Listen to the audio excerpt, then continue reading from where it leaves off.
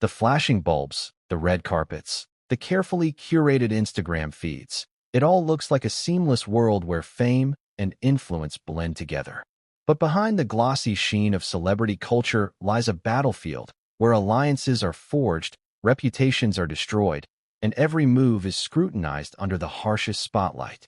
Few understand this better than Meghan Markle, the Duchess of Sussex, who has spent years trying to rewrite her story in Hollywood after stepping away from royal life. She has courted powerful figures, launched projects, and positioned herself as a woman in control of her narrative. But one unexpected rejection has left her humiliated in ways that no palace feud could. It wasn't the British monarchy that dismissed her this time. It was Kris Jenner and Khloe Kardashian, two titans of American pop culture, who looked at Meghan's carefully packaged gift basket from her as ever brand and responded with a line that will sting forever. "We don't know her." To grasp the depth of this humiliation, you have to start with Meghan's position in this glittering but unforgiving arena. Hollywood and royal life may appear worlds apart, yet both thrive on the same currencies: image, prestige, and influence. Meghan has never hidden her desire to belong to the upper tiers of both. Long before she met Prince Harry, she angled herself toward high society, attending industry events, mingling with power players, and networking with a determination that impressed some but raised suspicion in others. Her marriage into the royal family was supposed to cement her as not just an actress, but a global figure. And when she and Harry left the monarchy behind, she didn't retreat into anonymity. She doubled down on her pursuit of a new kind of fame, this time rooted in American celebrity culture. Before we continue, please hit the like button, subscribe to the channel, and turn on the notification bell for updates. But the path back into Hollywood has not been smooth. Meghan has fought for her footing, pitching documentaries, podcasts, and brand partnerships. Her latest venture, the As Ever line, was designed to cement her not just as a duchess, but as a lifestyle entrepreneur. Its products were carefully branded, earthy yet luxurious, ethical yet aspirational. To succeed, though, it needed one thing: validation from America's reigning queens of lifestyle branding, the Kardashians. For Meghan, sending gift baskets to Kris Jenner and Khloe Kardashian was more than a marketing move. It was an olive branch, a gesture of admiration, and a request to be welcomed into their world of influence. The Kardashians, however, play by rules Meghan may have underestimated. For decades, Kris Jenner has orchestrated her family's rise from reality TV ridicule to billion-dollar empire. Khloe, too, has carved her own lane, weathering public scrutiny with resilience and rebranding herself time and again. They do not hand out approval lightly, especially when it comes to outsiders who they feel may be using their spotlight to elevate their own struggling brand. When Meghan's basket arrived, a basket that likely included curated as ever products, wrapped in ribbon and filled with promises of luxury, Kris and Khloe did not respond with enthusiasm. Instead, their cool dismissal cut deeper than silence. Saying "we don't know her" wasn't just a throwaway line. It was a declaration that Meghan, for all her titles and connections, had not earned a place in their circle. The phrase itself is a loaded one in pop culture. When Mariah Carey once brushed off questions about Jennifer Lopez with the same icy words, it became a cultural dagger that lingered for years. For the Kardashians to use that phrase against Meghan puts her in the same category of being dismissed as irrelevant, unworthy, or inauthentic. The timing made it worse. Meghan had been in the middle of relaunching herself with As Ever, pushing the idea that she was not just a royal exile, but a tastemaker. The rejection from Kris and Khloe undermined that narrative instantly, signaling to the broader celebrity world that Meghan's attempts at aligning herself with the most powerful influencers had failed. In the court of public opinion, rejection stings louder than acceptance. People may nod politely when a celebrity endorses a product, but they roar with fascination when someone is publicly snubbed. And Meghan's humiliation played directly into existing doubts about her. Many critics already saw her as desperate to attach herself to power, from Oprah to Ellen to Serena Williams. They pointed to how relationships seemed to fade once the initial glow of publicity dimmed. The Kardashians' rejection added a new layer to this narrative. It wasn't just a palace feud anymore. It was Hollywood saying, "You don't belong here either." What makes this moment even more piercing is the clash of empires it represents. Meghan has her titles, her Netflix deals, and her carefully cultivated brand of humanitarian activism. The Kardashians, by contrast, have built their empire on transparency, turning every humiliation, every breakup, every scandal into content that fuels their relevance. To them, Meghan's approach may have seemed contrived, her gift basket a symbol of trying too hard. For Kris Jenner, who has spent decades ensuring her daughter's every move is calculated for maximum impact, Meghan's gesture likely read as a publicity ploy rather than a genuine connection. The Kardashians have endured and thrived because they control the narrative. Meghan, in this case, attempted to insert herself into their story, and they closed the door on her. But humiliation is never just about the act itself. It's about the ripple effect. Meghan's critics latched onto the rejection as proof of her faltering influence. Headlines framed it as another loss in her struggle to remain relevant. Social media users turned it into jokes, memes, and viral posts. The line "we don't know her" trended for days, attached to Meghan's name like an indelible scar. Even neutral observers began to ask, why did Meghan think the Kardashians would embrace her? Did she misunderstand the hierarchy of celebrity culture? Or was this a sign of how far she had fallen since her royal exit? The irony is that Meghan and the Kardashians are not as different as they may seem. Both have faced relentless criticism, accusations of opportunism, and scrutiny over their personal lives. Both have worked tirelessly to redefine themselves in the face of public skepticism. But where the Kardashians turned criticism into fuel, Meghan has often appeared wounded by it, responding with lawsuits, interviews, and attempts to reshape the narrative. This difference in approach may explain why the Kardashians could so easily dismiss her. To them, Meghan may have seemed fragile in a world that demands resilience, an outsider hoping to piggyback on their empire rather than carve her own. And yet, beneath the laughter and mockery, there is something deeply human about Meghan's attempt. Who among us has not wanted to be accepted by a powerful circle? Who has not tried to impress someone, only to be met with rejection? The difference is that Meghan's rejection played out in front of millions, amplified by a culture that thrives on seeing the mighty humbled. The gift basket that was supposed to open doors instead became a symbol of exclusion, a reminder that influence cannot be bought with ribbon and packaging. By the end of this saga, Meghan's humiliation is not just about a gift basket or a snub. It is about the larger question of where she belongs. Stripped of royal duties, struggling to gain traction in Hollywood, she finds herself caught between two worlds, accepted fully by neither. The Kardashians' rejection crystallized this uncomfortable reality. It was not simply Kris Jenner and Khloe Kardashian turning down a product. It was Hollywood's inner circle holding up a mirror and saying, "Not yet. Not you.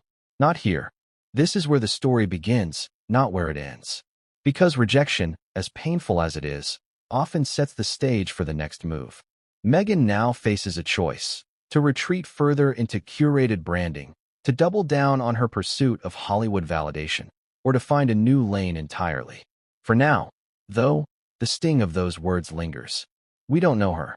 For words that cut deeper than gossip, deeper than royal headlines, deeper than the glitz of Hollywood. For words that left Meghan Markle not just embarrassed, but humiliated before the world. Meghan Markle's pursuit of Hollywood acceptance has always been rooted in a dream that preceded her royal chapter, a dream that began when she was still an actress hustling for auditions and recognition. Before her name was attached to a prince, before she became a lightning rod of controversy, Meghan was a young woman with ambition in her veins and a clear vision of what she wanted. She didn't want to be another face lost in the endless scroll of aspiring actresses. She wanted to be remembered, to matter, to climb into the ranks of women who weren't just actresses but cultural icons. This was her Hollywood dream, and it shaped every decision she made long before the world would come to know her as the Duchess of Sussex. Her early years in Hollywood were not glamorous, and that reality played a significant role in sharpening her determination. Meghan worked as a briefcase model on a game show, took small parts in shows where her characters sometimes didn't even get a name, and waited tables to keep her rent paid. Unlike those who stumbled into fame, she knew she would have to fight for every inch of visibility. When she landed the role of Rachel Zane in Suits, it wasn't global fame, but it was validation. The show was successful enough to give her a platform, but it wasn't the kind of role that could cement her among the A-listers she admired. Suits had its loyal fans, but Meghan wanted more. She looked beyond her character and saw herself as someone who could cross over into the world of influence, fashion, philanthropy, and ultimately, legacy.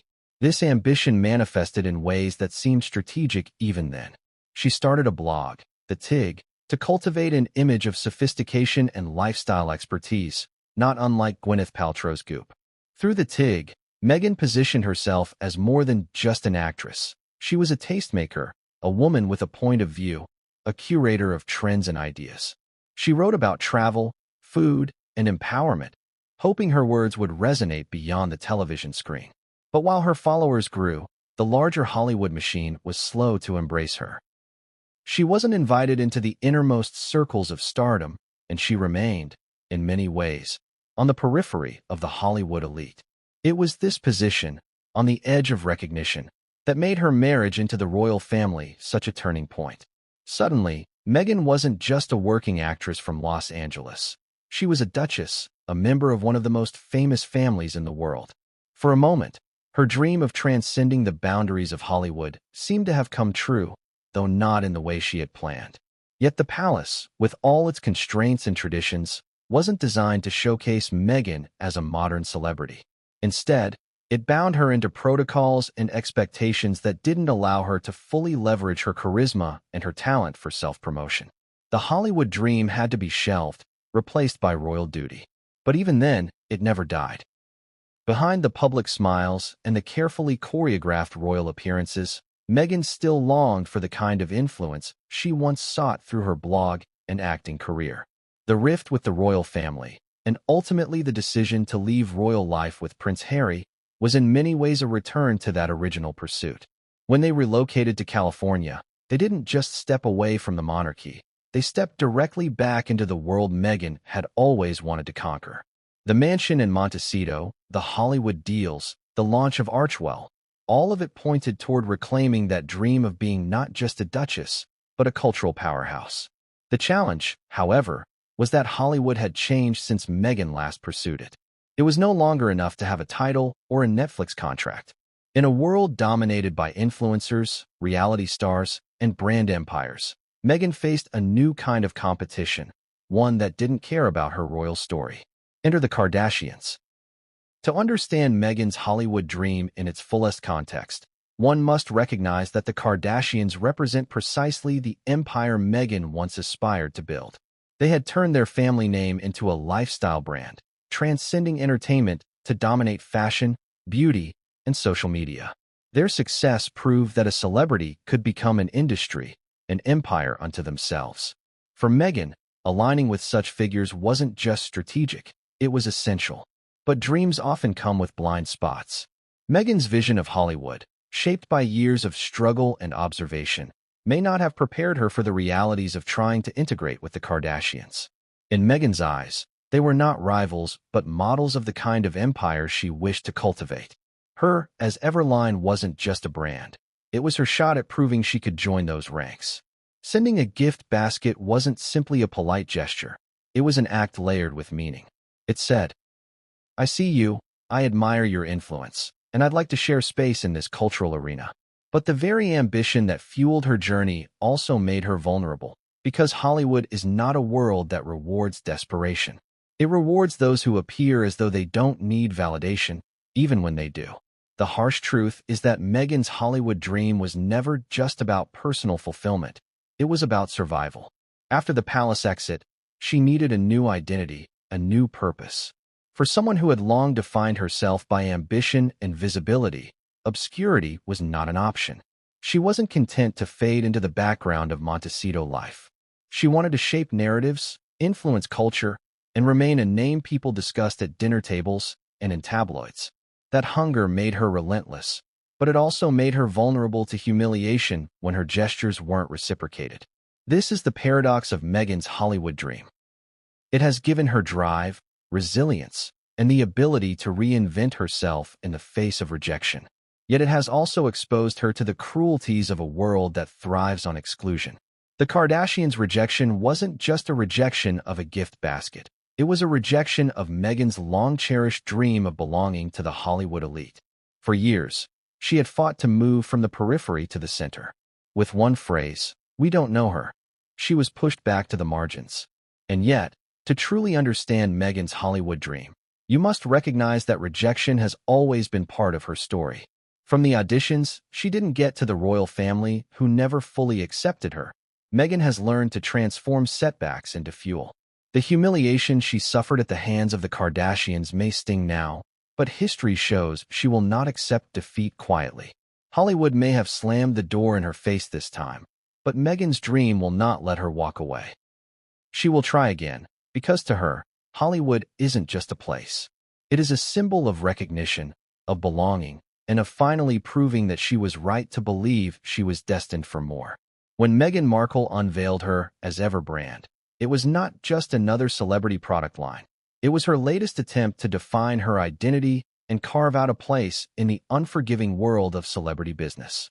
The brand was marketed as clean, ethical, and sophisticated, a lifestyle product that promised more than just material goods. As Ever was pitched as a reflection of Meghan's vision for modern living, natural, sustainable, and aspirational, wrapped in a narrative of elegance and empowerment. For Meghan, this wasn't just about selling products. It was about rewriting her story. After all the controversies, the palace drama, the documentaries, and the endless criticism, she wanted to show she could build something lasting and respected in Hollywood on her own terms. The As Ever launch was meticulously planned. Every detail was intended to signal refinement and relevance. From the neutral color palette to the carefully chosen language in press releases, the branding carried Meghan's signature style, understated but polished, with subtle nods to mindfulness and authenticity. She was drawing from a playbook used successfully by women she admired, such as Gwyneth Paltrow, who had turned Goop into a cultural juggernaut. Meghan was aiming to do the same, creating not just a product line, but a lifestyle movement. It was an attempt to take control of her public image through commerce, to translate her personality into a brand people would consume and admire. But building a lifestyle empire in a crowded market requires more than design and good intentions. It requires influence, credibility, and association with names that can amplify visibility. Meghan understood this, which is why the As Ever launch was strategically tied to gifting. Sending lavishly curated gift baskets to key influencers wasn't simply a marketing tactic. It was a calculated attempt to secure endorsements by proxy. If certain names opened those baskets and publicly acknowledged them, As Ever would instantly gain legitimacy. This was especially crucial because Meghan's brand was not entering the market in a vacuum. It was entering a marketplace dominated by figures like the Kardashians, whose products, from schemes to Kylie Cosmetics, were already deeply entrenched in both popular culture and consumer behavior. The Kardashians, in particular, were a target Meghan couldn't afford to overlook. They represent the apex of lifestyle branding, their every move rippling across social media and sparking consumer trends. For Meghan, getting the Kardashians to acknowledge her brand would have been a golden seal of approval, the kind of endorsement that money can't buy. The decision to send gift baskets to Kris Jenner and Khloe Kardashian wasn't casual. It was a move layered with symbolism. Kris is the architect of the Kardashian empire, the master strategist who turned family drama into billions. Khloe, known for her authenticity and resilience, holds sway with fans who view her as relatable despite her fame. Winning even a subtle nod from them would have been transformative for As Ever. So what was inside those gift baskets? While exact details were kept under wraps, they were said to include select As Ever products, possibly body oils, skincare items, or wellness-centered goods, each packaged to project the values of the brand. Meghan is meticulous about presentation, so the baskets were likely adorned with ribbons, custom notes, and an aura of luxury. For Meghan, these baskets weren't mere gifts. They were introductions, invitations to be taken seriously, to be welcomed into the Kardashian circle of influence. She was banking on the hope that Kris and Khloe would at least post a thank you, an Instagram story, or even a quiet nod of approval. That small gesture could have ignited buzz around As Ever, translating into sales, visibility, and credibility. But with high stakes came high risk. Hollywood gifting culture is ruthless. While many celebrities receive products every week, not every gift is acknowledged. In fact, the very act of ignoring a gift can serve as a statement. In Meghan's case, the silence wasn't just silence. It was followed by a subtle but devastating dismissal. Kris Jenner and Khloe Kardashian's words, "We don't know her," cut through Meghan's strategy like a knife. The baskets had been designed to elevate her brand, but instead, they exposed her vulnerability. Instead of opening doors, they underscored just how far outside those doors she remained. The failure of the As Ever launch to gain traction through this high-profile gifting revealed the fragility of Meghan's Hollywood reinvention. She had envisioned her products displayed on vanities across Los Angeles, discussed on podcasts, recommended in beauty columns. Instead, the story became about the rejection itself, overshadowing whatever As Ever was meant to represent. The rejection not only humiliated Meghan, but also weakened the credibility of her brand. In celebrity commerce, perception is everything, and if the Kardashians dismiss you, that perception spreads. To consumers and critics alike, it suggested that As Ever was not yet worthy of elite recognition. The irony is that Meghan had tried to align As Ever with values that were supposed to differentiate her from the Kardashians. While their brands thrive on glamour, extravagance, and spectacle, Meghan's brand leaned on subtlety, ethics, and mindful consumption. But the very act of reaching out to the Kardashians showed that she knew she couldn't ignore their power. She may have positioned As Ever as the thoughtful alternative to Kardashian consumerism, but she still sought their validation. This contradiction highlighted the tension at the heart of Meghan's post-royal reinvention. She wanted to be taken seriously on her own terms, but she also craved recognition from the very system she claimed to stand apart from. The As Ever launch, therefore, became more than a business story. It was a reflection of Meghan's larger struggle to redefine herself. Each ribbon on those gift baskets represented a hope, not just for product success, but for acceptance. Each item was a symbol of her desire to be seen as more than a former actress, more than a royal exile, more than a tabloid headline. And yet, the result was the opposite. The baskets may have been elegant, but they became monuments of rejection, reminders that ambition, no matter how carefully packaged, cannot always break through the gates of Hollywood power. Meghan's As Ever venture revealed both her determination and her miscalculation. It proved she is willing to take risks, to put herself out there even at the cost of humiliation. But it also showed that she may have underestimated the politics of celebrity branding. In a market where authenticity is currency, Meghan's gift basket gambit looked less like authenticity and more like desperation. And desperation, in Hollywood, is the one thing that cannot be disguised, no matter how beautiful the packaging. The Kardashian family's story is unlike any other in the modern era of celebrity. They are not simply famous. They have defined what it means to be famous in the age of reality television and social media. To understand why Meghan Markle's gesture to Kris Jenner and Khloe Kardashian mattered so much, one must first understand the immense cultural and commercial power that the Kardashian name carries. Because when Meghan attempted to insert herself into their orbit, she wasn't just sending a gift basket. She was making a calculated attempt to tap into an empire that has reshaped the rules of fame, business, and influence. Kris Jenner, often described as the mastermind of the Kardashian-Jenner brand, is the architect behind this empire. She took a scandal, the infamous sex tape that might have derailed another family, and turned it into the launchpad for a reality show, Keeping Up with the Kardashians, that ran for 20 seasons. But the show was just the beginning. Under Kris's watchful eye, the Kardashian daughters turned their personal narratives into billion-dollar industries. Kim became a mogul with KKW Beauty and Schemes. Kylie created a cosmetics empire that made her one of the youngest billionaires in the world, and Khloe reinvented herself multiple times while building businesses of her own. Together, they proved that the Kardashian name was more than entertainment. It was commerce, fashion, and lifestyle. In many ways, the Kardashians represent everything Meghan aspires to build. They control their image, own their platforms, and have turned their lives into global brands. Their power doesn't come from inherited titles or royal traditions. It comes from an ability to connect with audiences directly, often by exposing their flaws and vulnerabilities. This relatability, whether real or carefully curated, is what has allowed them to dominate popular culture for more than a decade. They are not just celebrities. They are trendsetters whose approval can make or break a product. This is why Meghan's decision to send a gift basket to Kris and Khloe carried so much weight. To the outside world, it might look like a harmless gesture of goodwill, but in Hollywood, such a move is deeply symbolic. It is an acknowledgement of the Kardashian family's power. By reaching out, Meghan was effectively saying, "You set the tone in this industry, and I would like to be associated with you." For someone who had once been a working actress on the fringes of Hollywood, this was a full-circle moment, an attempt to gain acceptance from those who defined the cultural landscape she wanted to enter. Khloe Kardashian, in particular, occupies a unique position in this empire.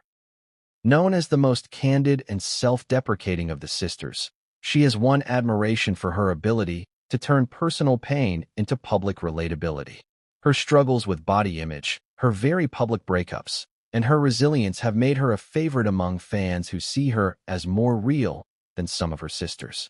Khloe's endorsement of a brand carries weight because it feels authentic. If Khloe had embraced Meghan's as ever products, it would have signaled not just validation but genuine acceptance.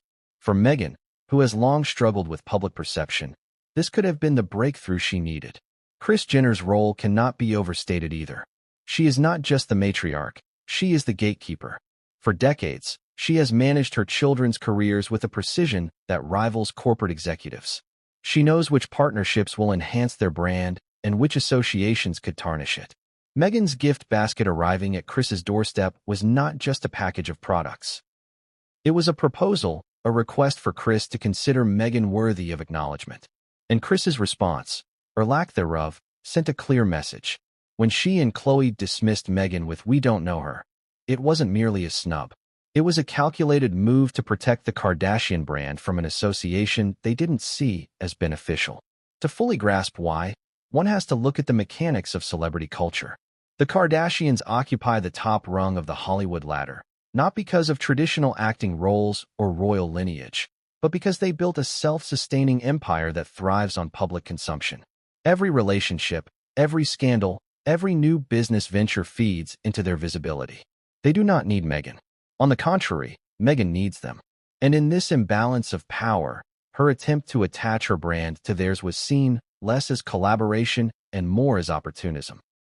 Hollywood respects strength, not supplication, and Kris Jenner is too seasoned to mistake one for the other.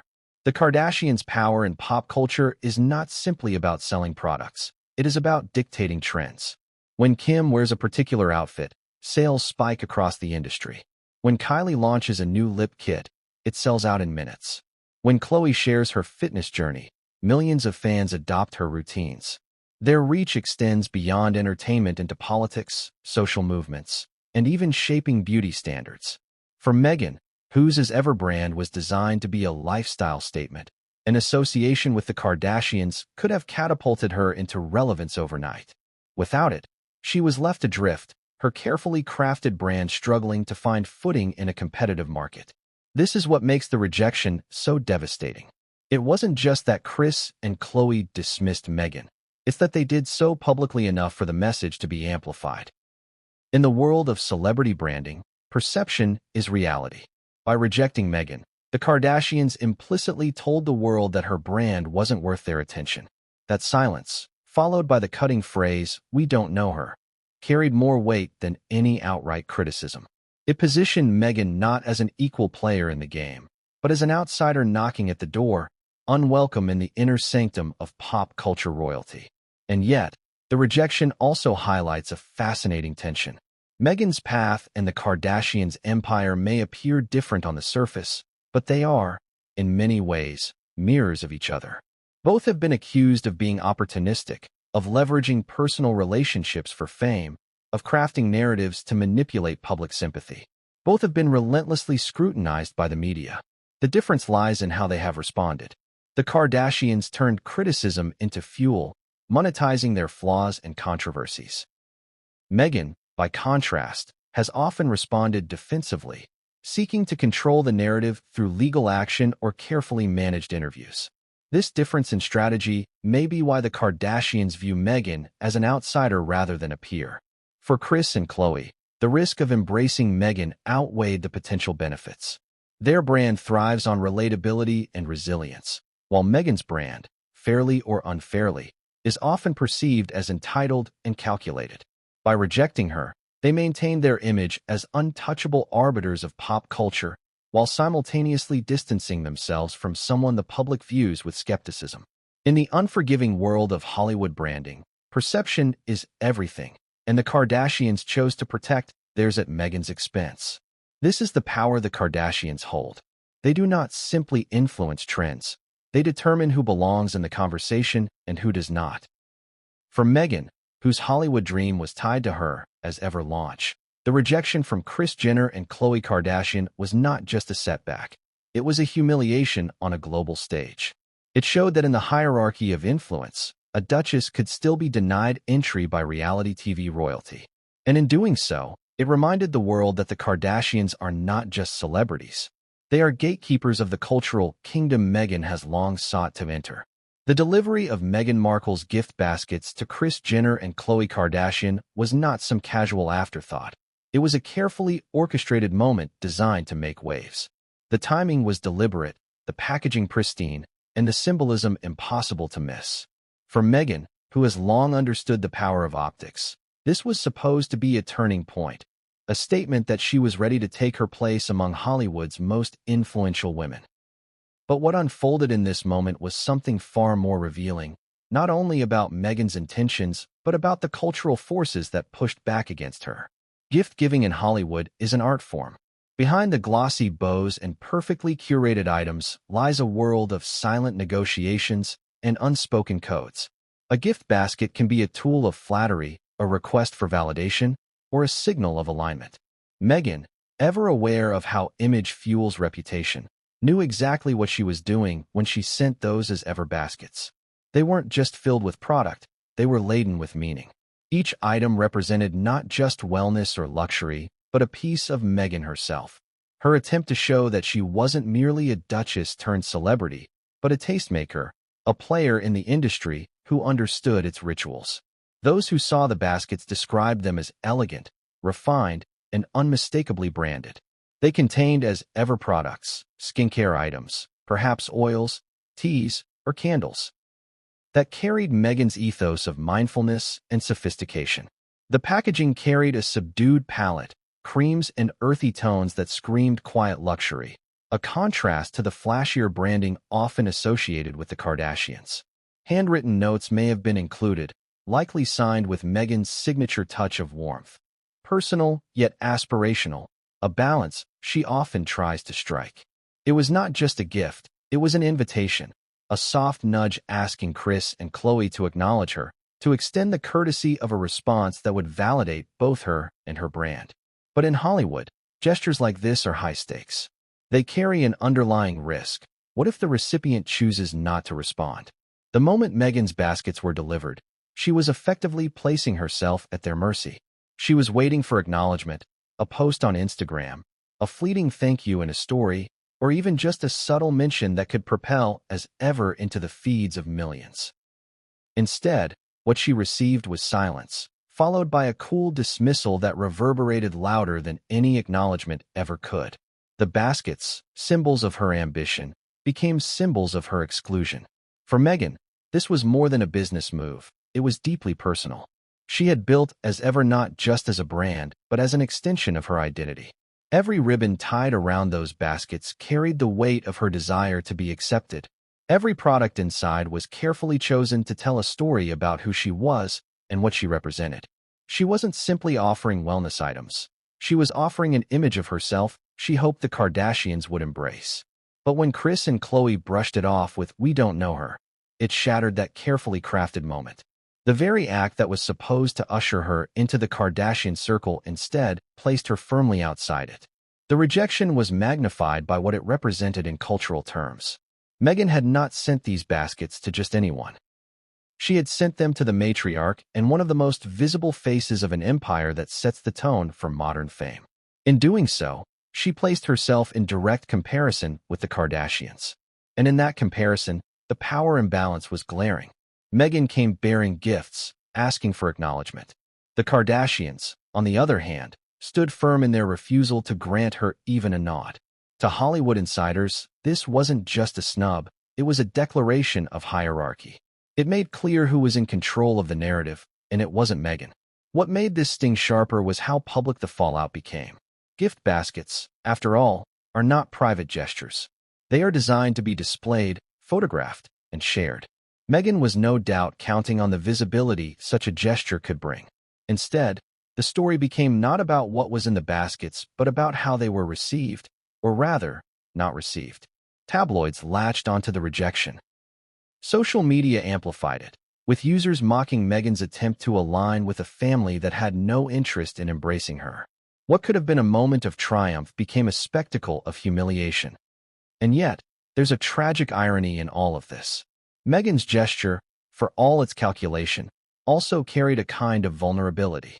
It was a reminder that beneath the titles, the interviews, and the glossy photos, she is still a woman searching for belonging. She wanted to be welcomed, to be acknowledged by those who sit atop the cultural throne of influence. Instead, she was told in no uncertain terms that she was not part of that world. The baskets, once symbols of hope, became evidence of desperation. And in Hollywood, nothing is more dangerous than being perceived as desperate. This moment, the gift basket delivery and its aftermath, was not just about products or branding. It was about power, about who has it and who doesn't.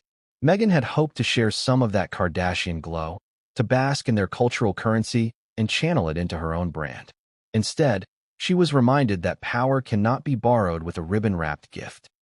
It must be earned, claimed, and held in ways that the Kardashians have mastered and Meghan has yet to grasp. For Meghan, the moment of the gift basket was supposed to be the climax of a strategy.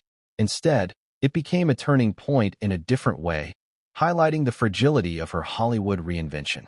The rejection wasn't just a missed opportunity. It was a statement that she was still on the outside looking in. And as much as she tried to control the narrative with carefully curated products and presentation, she could not control the response. In Hollywood, the most powerful words are not always said in acceptance. Sometimes, the silence, and the cutting words that follow, speak louder than anything else. The words hung in the air like a dagger. We don't know her. For Meghan Markle, those 4 syllables carried the weight of rejection, humiliation, and public embarrassment. When Kris Jenner and Khloe Kardashian dismissed her as ever gift baskets with that icy phrase, they weren't merely brushing aside a package of wellness products. They were rejecting Meghan herself, reducing her carefully constructed brand and her long-standing quest for Hollywood relevance to a punchline. In the ruthless economy of celebrity culture, the sting of such words cannot be overstated. This was not silence. This was not polite indifference.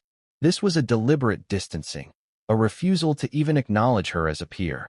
To understand why this moment resonated so deeply, one must grasp the history of the phrase itself. "We don't know her" isn't just a casual remark. It is a phrase with a pedigree in pop culture, a phrase that instantly conjures memories of Mariah Carey's legendary dismissal of Jennifer Lopez. That single line became shorthand for rivalry, exclusion, and the brutal way celebrities can strip one another of legitimacy. For Kris and Khloe to use that same phrase toward Meghan was no accident. It was a cultural weapon, an unmistakable signal to the world that Meghan did not belong in their orbit. The Kardashians, masters of brand positioning, knew exactly what they were doing. The context made the insult even sharper. Meghan wasn't a random outsider attempting to court attention. She was a duchess, a former senior royal, a woman whose life had once been intertwined with one of the oldest and most powerful institutions on Earth. And yet, in the eyes of the Kardashians, that history didn't count for much. Her title, her struggles, her fame, all of it was erased in an instant with those words. The dismissal suggested that Meghan's royal pedigree carried no currency in the world of Hollywood influence. If anything, it underscored the gulf between her aspirations and her reality. For Meghan personally, the blow was devastating. She had poured herself into the launch of As Ever, crafting it as more than a brand but as a rebirth, a way of proving that she could build something enduring outside the palace gates. She had reached out to Kris and Khloe not out of casual generosity, but as part of a strategy, a carefully calculated attempt to earn their acknowledgement.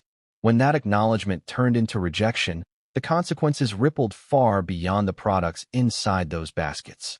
It wasn't just her brand that was dismissed, it was her identity, her relevance, her very presence in the cultural conversation. The public nature of the rejection made it worse. Hollywood thrives on whispers and subtle cues, but when someone is openly dismissed, the humiliation becomes spectacle. Social media erupted almost instantly, with the phrase "we don't know her" attached to Meghan's name across memes, tweets, and Instagram posts. Commentators speculated about why the Kardashians chose to distance themselves. Was it Meghan's reputation for opportunism? Was it her perceived desperation to align herself with A-listers?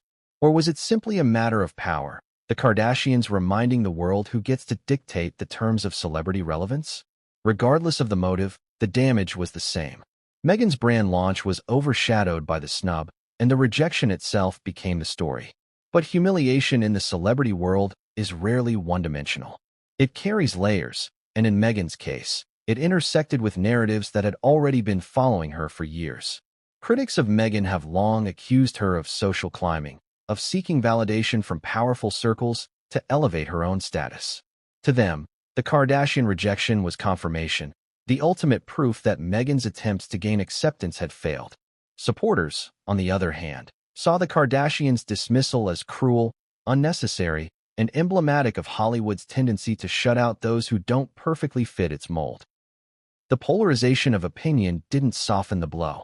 If anything, it amplified it, ensuring the rejection stayed in the headlines longer than Meghan could have anticipated. The irony of the situation lies in how closely Meghan's journey mirrors that of the Kardashians themselves. Both built narratives around reinvention. Both have been accused of exploiting personal lives for fame. Both have been relentless in their pursuit of visibility. Yet the difference is stark. The Kardashians built an empire by embracing their flaws and monetizing their controversies, while Meghan has consistently sought to frame herself as a victim of circumstance, misunderstood and misrepresented.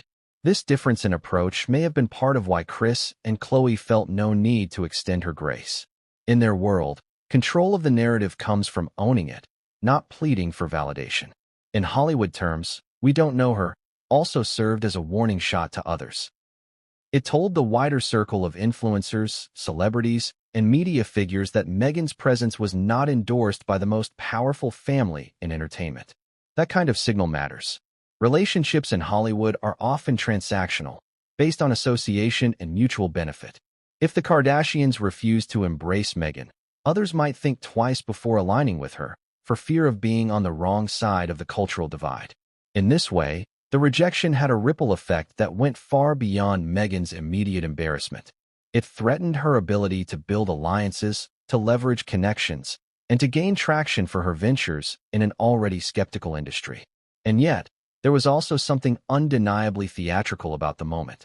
The Kardashians understand better than anyone that rejection, when made public, creates drama.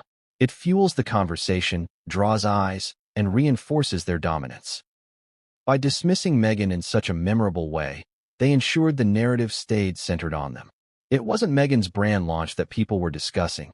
It was Kris and Khloe's refusal to play along. In the end, even Meghan's humiliation served the Kardashian empire, adding another layer to their reputation as untouchable arbiters of celebrity power. For Meghan, though, the fallout was much more personal. She had walked away from the monarchy in search of freedom, independence, and acceptance in Hollywood. But moments like this reveal the brutal truth. Freedom doesn't guarantee belonging. Independence doesn't guarantee influence. And titles, no matter how grand, don't automatically translate into acceptance in a culture that values authenticity over pedigree. The Kardashians' rejection was more than just a celebrity feud. It was a reflection of Meghan's struggle to find her place in a world that operates by different rules than the one she left behind. In the days and weeks that followed, Meghan reportedly retreated from the public eye, her team scrambling to redirect attention toward the brand itself rather than the scandal surrounding its launch. But damage control can only do so much. The words had already been spoken, the narrative already shaped. For Meghan, the phrase "we don't know her" will linger long after the gift baskets are forgotten. It will stand as a reminder of how fragile her Hollywood reinvention remains, how easily her efforts can be undone by a few dismissive words from those who hold the cultural keys. Hollywood is not simply an industry of actors, directors, and producers. It is a sprawling ecosystem built on unspoken rules, invisible hierarchies, and carefully maintained cliques. To outsiders, it may look like a world where talent and hard work can secure a place at the table, but those who have navigated its treacherous waters know better. In Hollywood, power is not just about what you do, but who acknowledges you, who you are photographed with, and which circles you are allowed to enter. Meghan Markle's rejection by the Kardashians was not just about a basket of products. It was about her stumbling into the silent codes of Hollywood and miscalculating how those codes would be applied to her. The most important rule of Hollywood is one that is rarely spoken. Desperation is poison. The celebrities who rise to the top are those who appear as though they do not need validation, even when they crave it more than anything else. The moment a celebrity is perceived as seeking approval too openly, their power diminishes. Meghan's gesture of sending gift baskets to Kris Jenner and Khloe Kardashian, lavish though they may have been, was decoded by insiders as a request for recognition. It was a public plea for acknowledgement dressed up as generosity. And in Hollywood, a plea is never respected. The Kardashians, who built their empire on controlling the narrative rather than chasing approval, likely saw Meghan's gesture as an intrusion, a move that reeked of need rather than confidence. Another rule is that Hollywood cliques are impenetrable without sponsorship. To enter a circle, someone within must open the door for you. Meghan had long sought this sponsorship through relationships with powerful women, Oprah, Ellen, Serena Williams. But those alliances, while beneficial for a time, had not fully translated into lasting inclusion. The Kardashians, as one of the most tightly controlled celebrity clans in existence, were never going to be swayed by a basket of products. They decide who belongs, and once that decision is made, it is final. By sending the baskets without an established relationship to build on, Meghan violated the unwritten rule that acceptance must be earned gradually, often through years of quiet networking, rather than demanded in one grand gesture. Then there is the rule of authenticity, or at least the perception of it. Hollywood audiences reward those who appear genuine, even if the authenticity is carefully manufactured. The Kardashians, for all their calculated moves, have mastered the art of looking real. They have shared heartbreak, betrayal, body struggles, and family drama with such openness that fans feel personally invested in their lives. Meghan, on the other hand, has been plagued by accusations of being overly curated, overly controlled, and too calculated in her attempts to manage her image.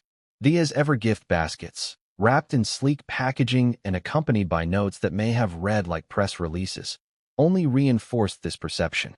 In contrast to the raw and relatable Kardashian image, Meghan's gesture seemed sterile, manufactured, and transactional. To Hollywood insiders, it lacked the authenticity that is the currency of influence. Hollywood also thrives on hierarchy, and the Kardashians have carved out one of the highest positions within it. They are not merely celebrities, they are kingmakers. For Meghan, reaching out to them placed her in the position of supplicant, and in doing so, she inadvertently confirmed the imbalance of power. A duchess, once part of one of the world's most traditional hierarchies, was now seen bowing before reality TV royalty. The irony was brutal. Titles and royal connections that once seemed untouchable meant little in this arena. Meghan was no longer a duchess in the eyes of Hollywood. She was a brand owner seeking validation, and by Hollywood's silent codes, she had already lost the battle. There is also the rule of scarcity. The more elusive and untouchable you appear, the more powerful you become. This is why some celebrities rarely respond to outreach or limit their visibility. They know that mystery breeds desire. Meghan's decision to distribute her products so openly broke this rule. Instead of creating scarcity, she flooded high-profile names with her brand, essentially begging for attention. In doing so, she lowered her own value. The Kardashians, who carefully choose when and where to associate themselves, recognized this instantly. Their dismissal was as much about protecting their own scarcity as it was about rejecting Meghan. Hollywood's silent codes also include a subtle cruelty. Those who do not belong are not simply ignored. They are often humiliated to reinforce the hierarchy. This is why Kris and Khloe did not simply stay silent about Meghan's gift. They went further by saying, "We don't know her." They turned her gesture into a cultural spectacle, reminding everyone who was in control. It was a public execution of Meghan's attempt to enter their circle, a signal to the rest of Hollywood that she was not one of them. And in this world, silence can sometimes be merciful. Meghan did not even get that mercy. Yet perhaps the most unforgiving rule of all is that Hollywood never forgets. Every misstep, every rejection, every humiliation becomes part of the permanent record. Meghan's basket debacle will not fade quickly. It will linger in whispers, in side comments at parties, in the way people calculate whether associating with her is worth the risk. The phrase, "we don't know her," will follow her like a shadow, the kind of cultural shorthand that outlives the moment itself. And in a world where reputation is currency, that shadow can be crippling. But the silent codes of Hollywood also offer a cruel kind of opportunity. For those who survive humiliation, who manage to turn exclusion into resilience, there is sometimes a chance for redemption. Meghan may yet find a way to flip this rejection into a narrative of perseverance, as she has attempted with past controversies. The Kardashians themselves are proof of how scandal can become fuel. The difference is that they understood the codes from the beginning and played them to perfection. Meghan, it seems, is still learning them and paying a heavy price in the process. The rejection of her gift baskets was not just about Kris and Khloe. It was about a system that has its own rules of entry, rules Meghan has yet to master. Her mistake was in assuming that her royal title and her carefully curated products would suffice. Hollywood is not impressed by pedigree.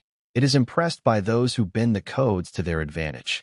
Until Meghan learns how to do that, every move she makes will risk being interpreted as another act of desperation rather than a demonstration of power. The rejection of Meghan Markle's gift baskets did not remain a private embarrassment. In today's digital age, where social media amplifies every slight and tabloids thrive on the spectacle of celebrity downfall, the dismissal by Kris Jenner and Khloe Kardashian quickly spiraled into a public frenzy. What might once have been a whispered slight within Hollywood's inner circles exploded into headlines, memes, and endless debates. The world was watching, and the humiliation became part of the cultural conversation almost overnight. The tabloids were the first to seize on the story. Headlines blared with words like humiliation, rejection, and snub, framing Meghan as a duchess-turned-desperate social climber who had tried and failed to buy her way into Kardashian approval. Papers in both the United States and the United Kingdom jumped on the story, each spinning it to fit their narrative. British outlets, long critical of Meghan, treated it as proof of her downfall outside the monarchy. American outlets leaned into the drama of celebrity politics, casting the moment as a clash between royal pedigree and reality TV royalty. The framing was brutal. Meghan had tried to cross into the Kardashian sphere and been told, in the most public way possible, that she did not belong. Social media only intensified the spectacle. Within hours, Twitter and Instagram were flooded with memes, many referencing Mariah Carey's infamous, "I don't know her," line that had already cemented itself in pop culture history. Users gleefully spliced Meghan's image into meme templates, pairing it with the Kardashians' rejection. TikTok creators reenacted the scenario in skits, exaggerating Meghan's supposed desperation and the Kardashians' icy dismissal for comedic effect. Hashtags connected to the story trended for days, ensuring that the rejection stayed at the center of public discourse long after the gift baskets themselves had been forgotten. For Meghan, the viral reaction was devastating. Social media thrives on schadenfreude, the joy of watching the powerful stumble, and Meghan had given critics the perfect opportunity. She had once been seen as untouchable, marrying into the British monarchy and stepping onto the global stage with an aura of glamour and prestige. But now, she was cast as a woman scrambling for validation, reduced to punchlines by an audience that seemed eager to watch her fail. Every joke, every meme, every sarcastic comment chipped away at the image she had tried to build with as ever. Instead of conversations about her brand's values of sustainability and wellness, the world was laughing at her humiliation. Yet it wasn't only the critics who weighed in. Public figures and cultural commentators began offering their takes, some sympathetic, others cutting. Entertainment pundits debated whether Meghan's move was savvy or misguided. Marketing experts pointed out that gifting is a common strategy in Hollywood, but noted that execution is everything. If the recipients feel flattered, it works. If they feel manipulated, it backfires. In Meghan's case, the consensus was clear. The gesture had come across as needy, not clever. Even neutral observers acknowledged that the Kardashians' rejection had inflicted damage that would be difficult to undo. The rejection also ignited deeper conversations about Meghan's standing in Hollywood. For years, critics had accused her of chasing celebrity connections, aligning with Oprah, attending Ellen's show, nurturing friendships with Serena Williams and Priyanka Chopra, but often watching those ties fade under public scrutiny. The Kardashian snub reinforced the perception that Meghan's relationships with the powerful were fleeting, transactional, and often one-sided. To many, it was another chapter in a pattern, Meghan reaching out, only to be left in the cold. Meanwhile, fans of the Kardashians celebrated the rejection as a show of dominance.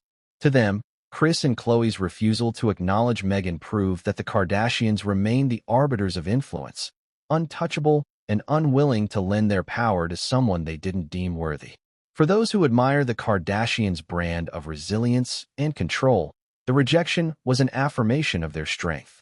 Meghan, in their eyes, had underestimated the family's ability to protect their empire from outsiders. But perhaps the most telling reaction came from those who viewed the incident through the lens of class and power. Meghan had left the British monarchy, one of the most rigid hierarchies in the world, only to find herself navigating Hollywood's equally brutal pecking order. In both cases, she was an outsider, never fully embraced, always scrutinized, often rejected. The Kardashian snub became symbolic of her larger struggle. Whether in royal circles or Hollywood cliques, she was fighting to be accepted in worlds that guarded their power fiercely. The media frenzy surrounding the rejection also underscored how fragile Meghan's Hollywood reinvention truly was. For months, she had been carefully rolling out as ever, framing it as her next chapter, her opportunity to show she could build something independent of her royal past. The brand's launch should have been a moment of triumph, but instead, it was overshadowed by humiliation.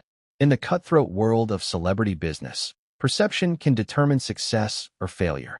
With the Kardashians' dismissal dominating headlines, as ever was tainted before it had the chance to thrive. And yet, the story's longevity revealed something else. Meghan remains a lightning rod in the cultural imagination. Every move she makes, every gesture, every misstep is amplified beyond proportion.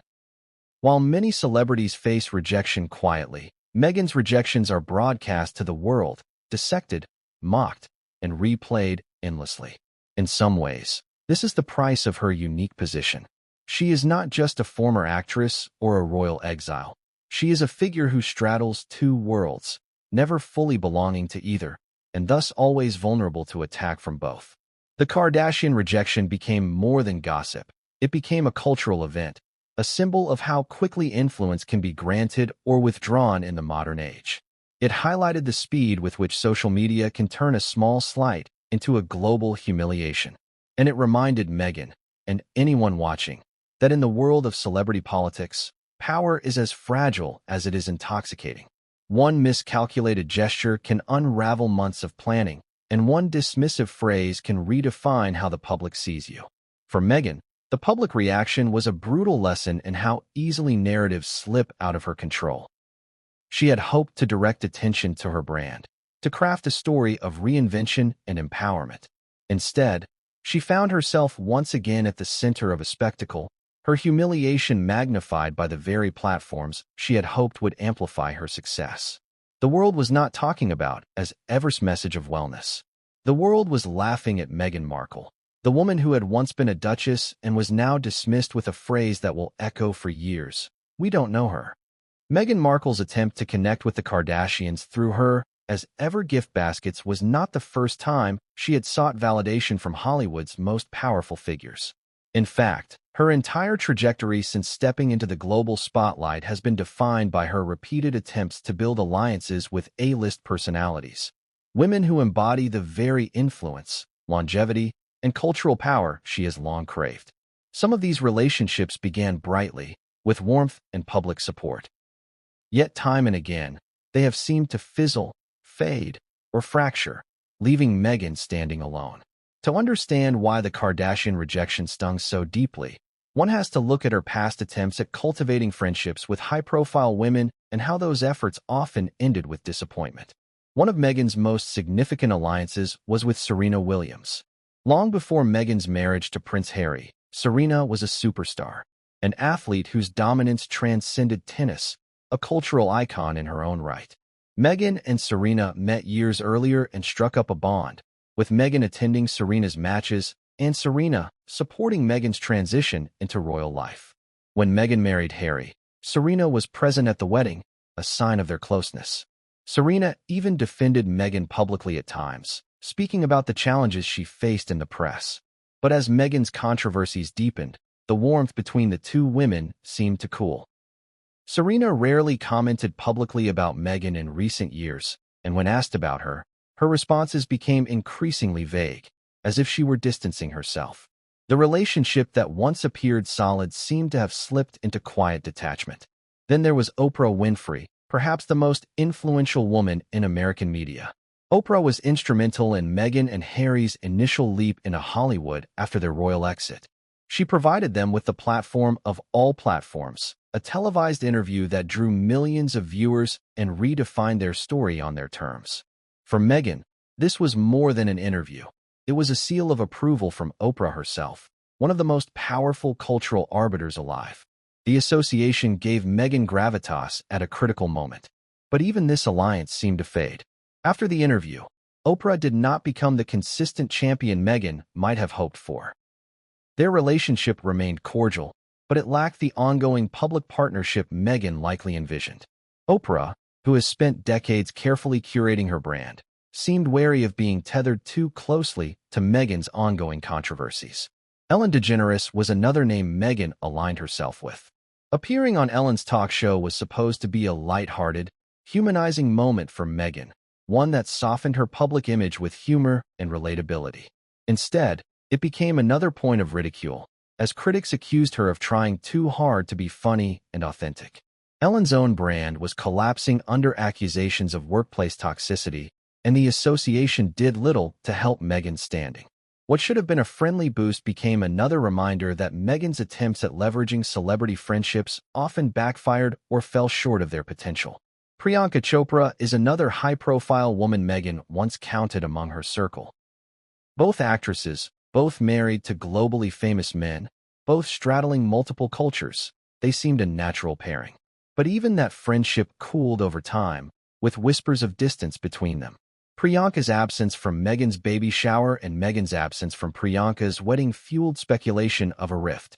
Whatever the truth, it became yet another example of how Meghan's high-profile connections seemed to fade rather than deepen. Even in royal circles, Meghan attempted to align herself with powerful women. She reportedly sought to bond with Queen Consort Camilla at one point and later with Kate Middleton, hoping for mentorship or alliance. Yet those efforts crumbled under the weight of palace politics and personal tensions. Meghan's narrative of isolation within the royal family only highlighted how unsuccessful those attempts at connection had been. This recurring pattern, bright beginnings, followed by cooling relationships, made the Kardashian rejection feel like part of a larger story. Meghan has always tried to climb into the highest circles, to be seen alongside women whose names carry global weight. But for reasons both within and beyond her control, those friendships rarely endure. Sometimes it is Meghan's polarizing reputation, sometimes it is the controversies that surround her, and sometimes it may simply be that her relationships are perceived as transactional, built on strategy rather than mutual affection. Whatever the cause, the effect is the same. Meghan finds herself distanced, dismissed, or outright rejected. The Kardashian incident, therefore, wasn't just about a gift basket. It was about Meghan's ongoing struggle to anchor herself among the powerful women of Hollywood. She had tried with Serena, Oprah, Ellen, Priyanka, and others, and while the connections were real for a time, they didn't blossom into enduring alliances. Sending the as-ever baskets to Kris and Khloe was another attempt at securing that elusive bond. But the brutal dismissal reinforced the perception that Meghan is not able to sustain the very friendships she so visibly pursues. The public saw the Kardashian snub not in isolation, but as part of this larger narrative. Critics asked, why do Meghan's friendships so often fade? Why do people who once stood beside her now keep their distance? Supporters argued that Meghan had been unfairly isolated, targeted by both the monarchy and Hollywood alike, with powerful figures reluctant to be caught in her controversies. But either way, the Kardashian rejection was seen as another example of Meghan reaching out to powerful women only to find herself left outside the circle. The tragedy of it all lies in Meghan's intent. She has consistently sought connection, mentorship, and validation from women she admires. There is an undeniable vulnerability in her efforts, a desire to belong, to be understood, and to build alliances that reinforce her place in the cultural conversation. But time and again, those efforts are interpreted as opportunistic, and the doors she knocks on are slammed shut. The Kardashian rejection may have been the loudest and most humiliating, but it was not the first, and unless Meghan changes her approach, it may not be the last.